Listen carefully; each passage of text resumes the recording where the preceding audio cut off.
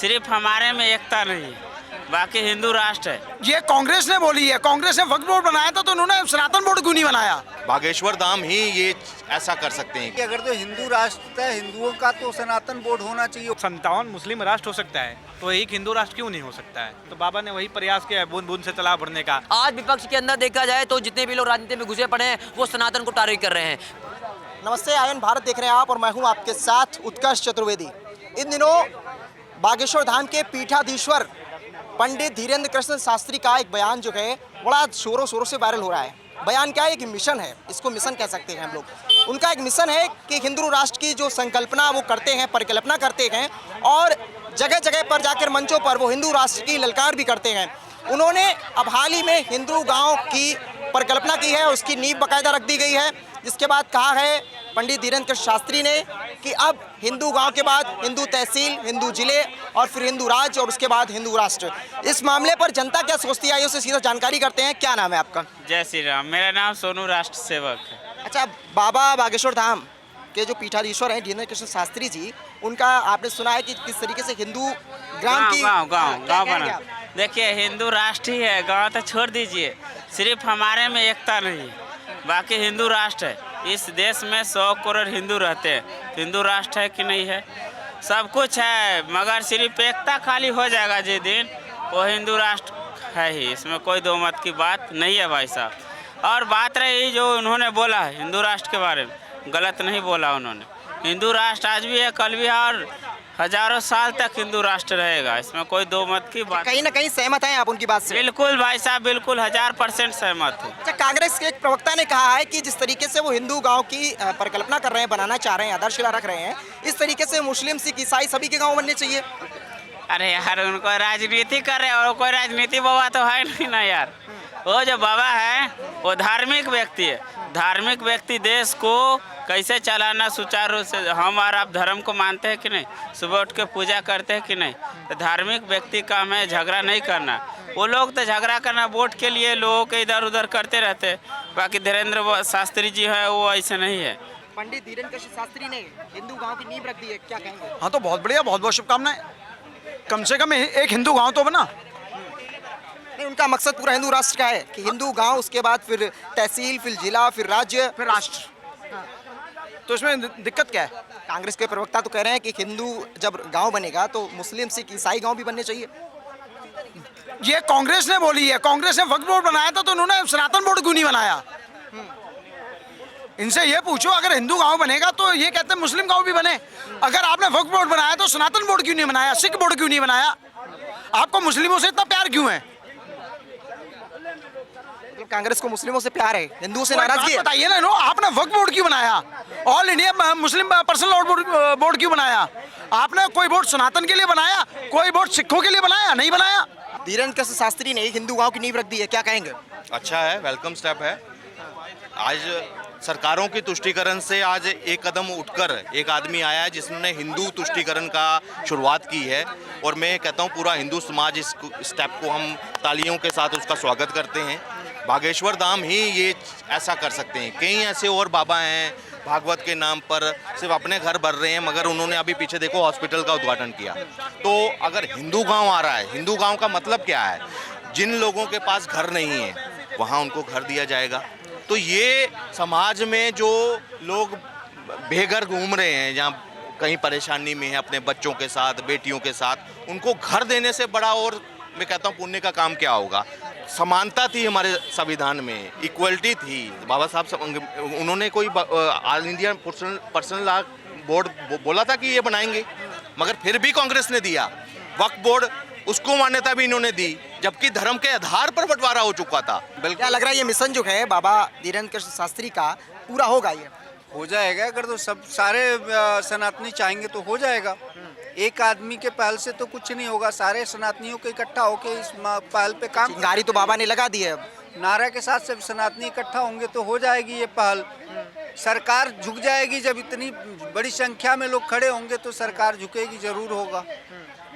अच्छा लग रहा है कि सरकार झुक जाएगी। सरकार बिल्कुल झुकेगी। जब सरकार किस लिए, सरकार वोट बैंक की सरकार है, जहाँ इतना वोट बैंक इकट्ठा हो जाएगा तो सरकार झुकेगी, बनाएगी, जरूर करेगी। विपक्ष के एक नेता हैं, उन्होंने कहा है कि जिस तरीके से अब हिंदू गांव की नींव रखी गई है, इस तरीके से मुस्लिम और सिख और ईसाई ऐसे भी गांव बनने चाहिए।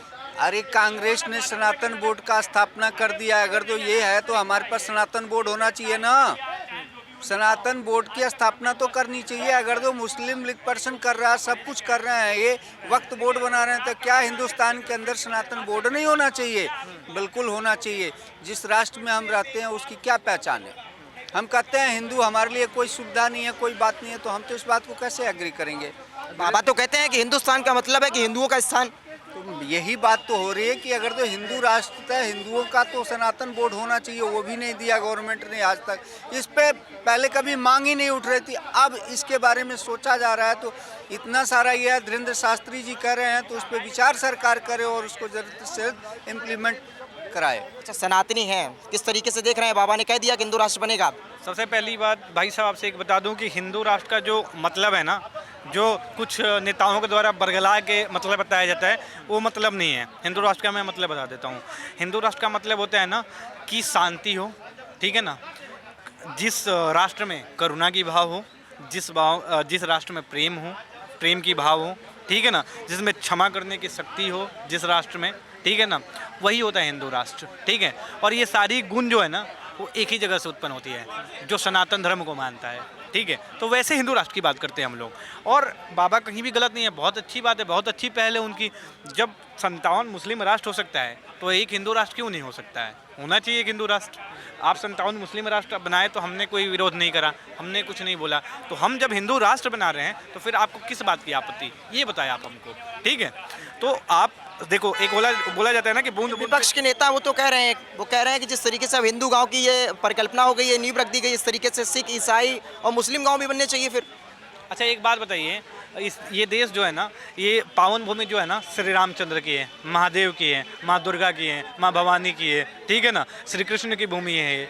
तो यहाँ पे मुस्लिम राष्ट्र की जो बात कर रहे हैं, ईसाई राष्ट्र की बात कर रहे हैं, ये तो संभव ही नहीं है, क्योंकि ये पावन भूमि जिनकी है उनके नाम पे राष्ट्र बनना चाहिए, उनके नाम पे जगहों के नाम होना चाहिए। ये आक्रांताओं के नाम पे, ये फलाने धर्म मजहब वालों के नाम पे, धर्म तो बिल्कुल मान लीजिए, धर्म तो एक ही होता है, सनातन धर्म, बाकी सारे मजहब है, तो इन मजहबी नाम क्यों रखे जाएँ? अपने धर्म के अनुसार हम लोग रखेंगे। तो ये जो बाबा ने जो पहल ये रखा है, न्यू रखा है, जो हिंदू ग्राम का, हिंदू तहसील का, बहुत बढ़िया है। आपको पता होगा कि बूंद बूंद से तालाब भरता है, तो बाबा ने वही प्रयास किया है बूंद बूंद से तालाब भरने का।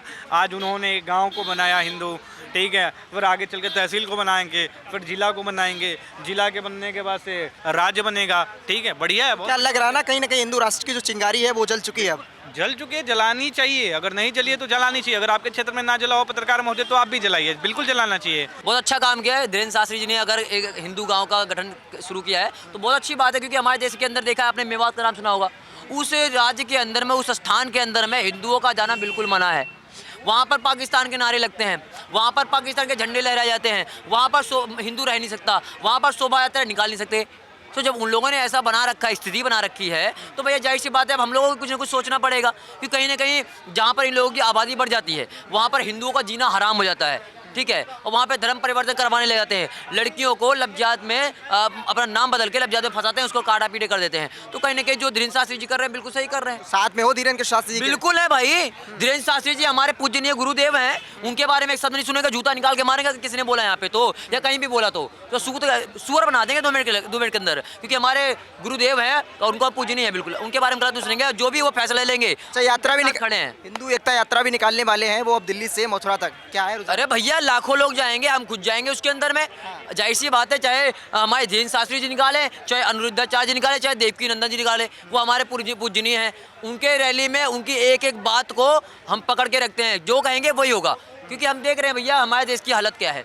लोग सिर्फ हिंदुओं को टारगेट कर रहे हैं। आज विपक्ष के अंदर देखा जाए तो जितने भी लोग राजनीति में घुसे पड़े हैं वो सनातन को टारगेट कर रहे हैं, क्योंकि अभी आपने देखा होगा लालू यादव का एक बयान आया था कि जो एक महाकुंभ है ये फालतू है, वैसे जो है सेवैयाँ खाने के लिए पहुंच गए थे, इफ्तारी पार्टी करने के लिए पहुंच गए थे, वो दिक्कत नहीं थी, बस सनातन से इनको दिक्कत है, क्योंकि मुल्ला मुलायम सिंह यादव के थोड़ा सा उनकी दोस्ती यारी थी, उनका बेटा अखिलेश यादव टेढ़ी नाक वाला, वो भी कहता है भैया ये फालतू की चीज़ें, वहाँ पर तो मृत्यु हो रही है और संगम का नदी दूषित है, और वैसे इस बार ही पार्टी खा रहे हो। मुझे लगता है कि इनको थूका हुआ बिरयानी और मुता हुआ जूस ज़्यादा पसंद आता है, अखिलेश यादव को, लालू यादव को, तेजस्वी यादव को। वो तो कह रहे थे मौत का आंकड़ा भी सरकार ने नहीं बताया ना, महाकुंभ में जो मौतें हुई पिछड़े लोग, उनका भी आंकड़ा नहीं बताया सरकार ने। क्यों नहीं बताया भाई, दिखाया है प्रॉपर, हमने देखा है कि कितने लोग मरे हैं। और भैया एक बात बताइए, आप अभी की बात करें, आंकड़े की बात, 2013 में जब भगदड़ हुई थी तो पूरा रेलवे स्टेशन ही बैठ गया था, उसके बारे में क्यों नहीं बोला आप लोगों ने? उसके बारे में तो कुछ नहीं बोला, क्योंकि इन लोगों को सिर्फ टारगेट करना है, बदनाम करना है। और अभी इस समय ईद गया है, एक शब्द किसी ने बोला नहीं इसके बारे में कि कुछ हुआ ऐसा हुआ। लेकिन अगर होली आई, दिवाली है, उस पर जो है कंट्रोवर्सी स्टार्ट कर देंगे। लेकिन आप टेंशन ना लीजिए, आप बिल्कुल जितने भी लोग हैं उसके टेंशन ना लीजिए, समय आने के बाद इन लोगों को दुरुस्त किया जाएगा। कुछ नीले कबूतर भी हैं, वो भी फड़फड़ा रहे हैं, तो तुम्हारा भी आएगा, टेंशन मत लीजिए, क्योंकि हमारे धर्म के कहीं ना कहीं बाबा बागेश्वर धाम की बात से सहमत हैं आप? बिल्कुल भैया बिल्कुल। अभी एक बात बताइए, जितने लोग कहते हैं, कुछ लोग कहते हैं पाखंडी हैं, कुछ लोग कहते हैं भैया पैसा कमा रहे लोगों को मूर्ख बना रहे हैं। देखिए तुम लोगों को नहीं पता है कि 151 लड़कियों को शादी उन्होंने किया, 151 बाइक उन्होंने दिया, घर का पूरा सामान धीरेन्द्र शास्त्री जी ने दिया, तुमने दिया क्या? चलिए कहीं ना कहीं अब जो है उस लेकर के धीरेन्द्र कृष्ण शास्त्री के हिंदू गांव के एक मिशन को लेकर के लोगों में जागरूकता भी है और लोग समर्थन में भी हैं। आप लोग इस बारे में क्या सोचते हैं, हमें कमेंट सेक्शन में जरूर बताइए। साथ ही चैनल को सब्सक्राइब करना बिल्कुल ना भूलें।